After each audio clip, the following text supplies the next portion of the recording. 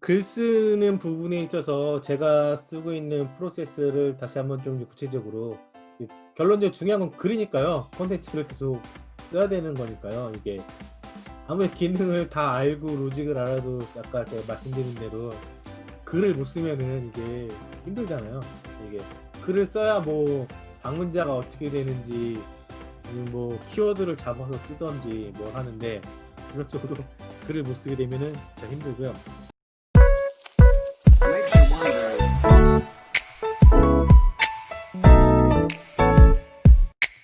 이 자기만의 템플릿이 없으니까 글을 쓰기 굉장히 힘든 거예요. 그리고 창작을 하시려고 하시고, 그리고 뭔가 의식의 흐름대로 그냥 이렇게 생각대로 이렇게 쓰다 보면은 반드시 이게 글이 뭔가 논리적이지 않고 막히게 되거든요. 그 때문에 이 자신만의 이 규격이 필요하다, 글쓰기. 네. 그래서 이 블로그 글쓰기는 키워드를 활용해서 이제 제목도 줘야 되고, 이 글쓰기 틀도 잡아야 되고, 이 틀이 중요하다고 했죠. 예. 틀 없이 그냥 쓰면 힘들고, 이 소재는 계속적으로 만들어야 된다. 글을 일상에서 만들 수도 있고요. 아니면은 뭐 뉴스 기사들을 계속 보면서 만들 수가 있고, 아니면 독서 하시면서 이렇게 글 소재를 만들 수가 있고요. 다른 사람들의 글을 통해서 이렇게 다 할 수가 있고요. 그리고 사진도 찾아야겠죠. 그냥 글만 있는 것보다는 사진을 같이 넣어서 하면 좋고요. 이 사진은 실사로 찍어서 하시는 게 제일 좋고, 그렇지 않고 그냥 정보성 글 쓸 때 보면 그거 관련된 사진들을 찾아야 되는데, 아까 그 글쓰기 도구에서 글감에서 검색해서 사진을 찾을 수도 있고, 저희 그 유튜브 배우면서 많이 보셨던 뭐 이렇게 무료 이미지 사이트에서 거기에서 사진을 다운받아 캡처해 가지고 네, 이렇게 쓰시면 되십니다. 네. 그리고 이 글쓰기도 마찬가지 규격대로 쓰시는 거고요. 제가 쓰는 템플릿 중에 하나를 그대로 그냥 상세하게 설명을 드릴게요. 많은데 여기 갖다가 여러 개를 다 설명드리는 것보다는 하나를 딱 잡아가지고 설명을 드리는 게 좋으니까. 네. 그리고 이제 고품질의 글을 쓸 때는 이런 식으로 뭐 방법, 이야기, 비결, 뭐 팁, 뭐 이런 내용들을 제목들을 붙어가지고 좀 더 쓰시면은 클릭을 좀 더 많이 받을 수가 있습니다. 글쓰기가 어려울 때는 이 미리 먼저 써놓은 글들의 내용들을 스토리를 참고해가지고 글을 쓰시면 되고요.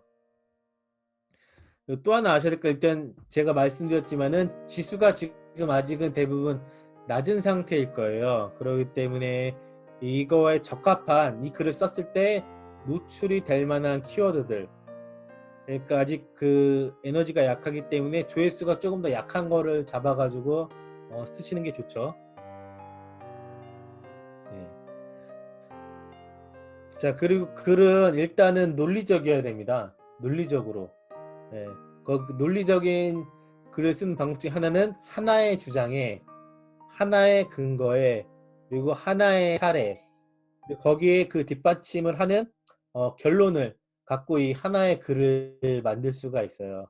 아무래도 뭐 논문 써보신 대표님들 아시겠지만 일단 논문도 이런 목차들을 하잖아요. 서론을 먼저 쓰고 이 글을 논문을 쓰는 이유는 뭐다, 이제 주장 결론을 얘기해 놓고서 거기에 따른 근거 연구 데이터와 함께 이렇게 전체적인 글을 뒷받침하는 건데, 이런 순서대로 하시면은 좀 더 설득력 있는 글을 쓰실 수가 있어요. 그냥 쓰시는 것보다.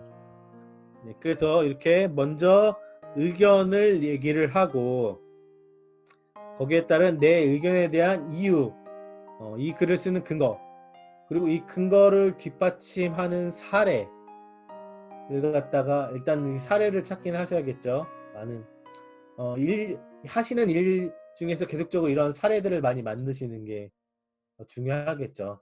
네. 그리고 재차 다시 한번 내 의견은 이렇다는 것을 강조해가지고 이렇게 글을 쓰시면 되고, 하버드 글쓰기 비법이라고 해가지고 이게 송숙희 작가님 책 읽어보시면 또 도움이 많이 되실 겁니다. 이 글쓰기에서는. 그래서 이제 글쓰기 관련된 책들을 좀 많이 참고를 하는 편인데요. 그 중에서 한 분 더 도움이 되는 분이 이분이에요. 송숙기 작가님.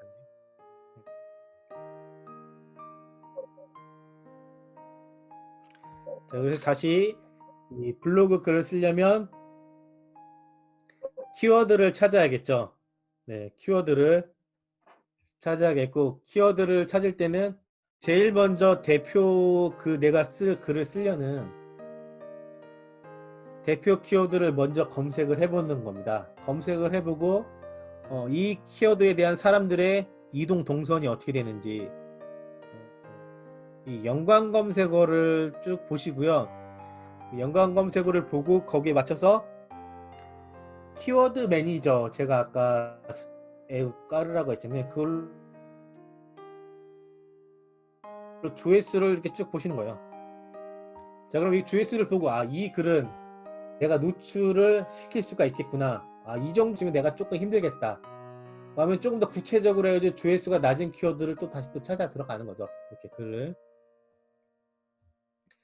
이러면서 이제 키워드를 하나하나 이제 찾아가는 거죠. 이렇게 영상들은. 저는 이렇게 카카오톡 플러스 친구 글을 쓰려고 하는데 이런 키워드들을 갖다가 찾아서 이렇게 가게 된 거예요. 이렇게 해서 제가 키워드를 찾는 과정 중에 하나인 거죠. 이것도. 자, 그럼 아까 그 글쓰기 템플릿을 해가지고 이렇게 일단 뼈대를 먼저 만드는 거예요. 글을 쓰실 때.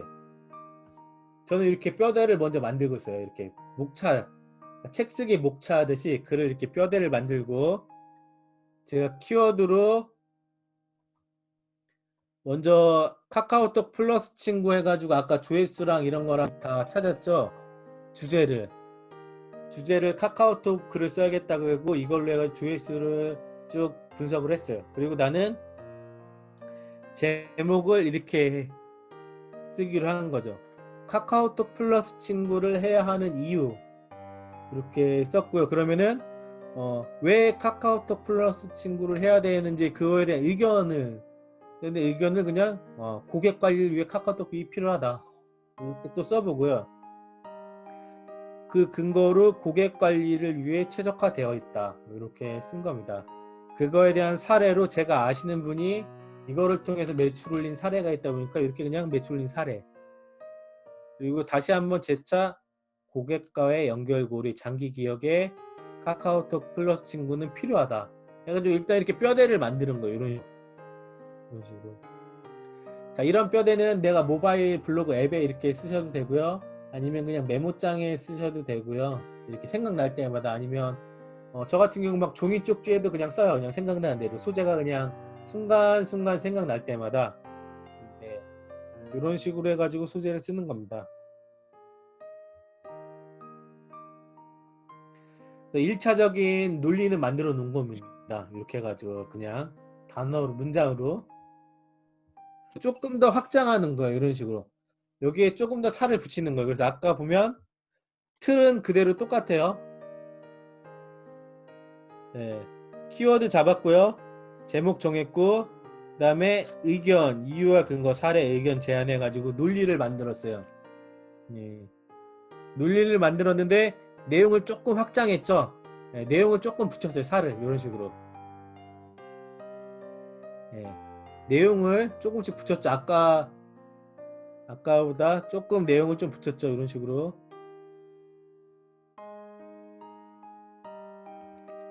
아까 D는 이거였고요.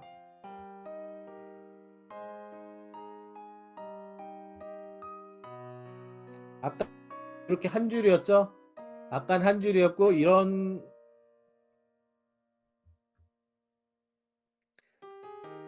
구조로 해가지고 글을 써야 된다고 제가 아까 설명드렸죠. 네, 이렇게 해서 하나의 의견과 하나의 근거와 하나의 사례로 이렇게 쓰셔야 된다. 그 매 글을 쓰실 때. 그래서 키워드를 이렇게 찾아서 조회수를 측정을 하고 거기서 좀 낮은 걸로 해가지고 이렇게 문장을 뼈대를 먼저 글을 만들어서 이렇게 쓰셔야 된다. 근데 그냥 생각나는 대로 쓰시게 되면 반드시 글이 막히게 된다. 먼저 틀을 잡아놓고 이렇게 쓰시고요. 살을 좀 더 붙이시는 겁니다. 이렇게 해가지고 요 틀대로 하셔가지고 이 템플릿으로 살을 붙여서 일단 논리가 완성됐죠. 그러니까 기본적인 글의 골격이 완성이 된 겁니다. 자, 여기에 조금 더 이렇게 확장할 수 있는 거예요. 전 아까 카카오톡 플러칭을 해야 되는 이유에서 조금 더 확장해가지고 세 가지 이유로 이렇게 확장해서 이렇게 갈 수 있는 거죠. 그래가지고 이유인데 이런 세 가지 이유가 있다. 뼈대를 조금 더 확장해서 이렇게 갈 수도 있고 이런 실천 방안에 대해서도 이렇게 했고요. 실제적으로 이렇게 해가지고 글을 이렇게 쓴 겁니다. 가독성을 높게 해가지고.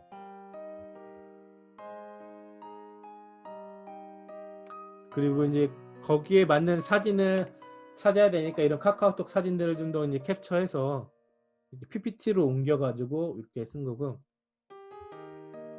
그래서 실제 글을 이렇게 해가지고 완성한 겁니다. 아까 시작은 그냥 한 줄에서 이렇게 시작을 한 건데 이런 식으로 해서 글을 실제로 포스팅한 거죠.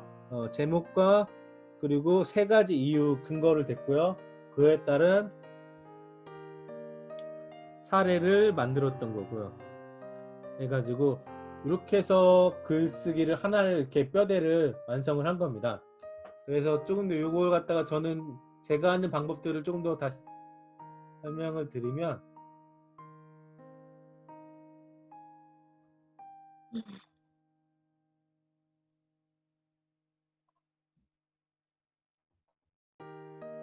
제가 하는 방법을 잠깐 요거는 에버노트인데요. 혹시 에버노트 쓰시는 분 있으신가요? 에버노트? 네. 저도 쓰시는군요. 근데 처음 하시는 분들은 쓰지 마십시오. 어려우니까요. 복잡합니다. 네. 에버노트에도 이렇게 템플릿을 넣을 수가 있어요. 여기서 보면 템플릿 중에 하나가 이게 저도 이제 책을 보면서 이렇게 배웠던 건데 이런 식으로 아까 그 설명드렸던 게 요 순서대로 그대로 간 겁니다. 이렇게 해가지고 이렇게 해가지고 그냥 하나의 글을 이렇게 만든 거예요. 이런 식으로 에세이 형식으로 해가지고 이렇게. 그래서 초안은 여기에다가 이런 식으로 쓰고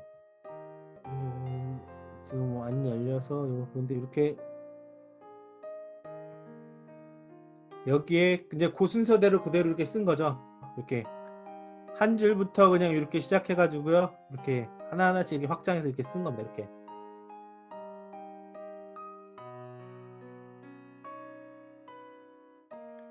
요거는 이제 뭐 네이버 예약에 대해서 이제 이런 식으로 요 순서대로 쓴 거죠.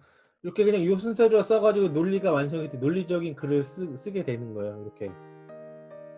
요게 네이버 예약과 관련된 걸 이렇게 쓴 거고요. 요 순서대로 해가지고. 그래서 이렇게 쓰고서 그대로 이제 블로그에 옮긴 거죠.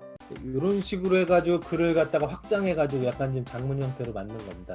뼈대를 아까처럼 그 틀대로 해가지고 만들고요.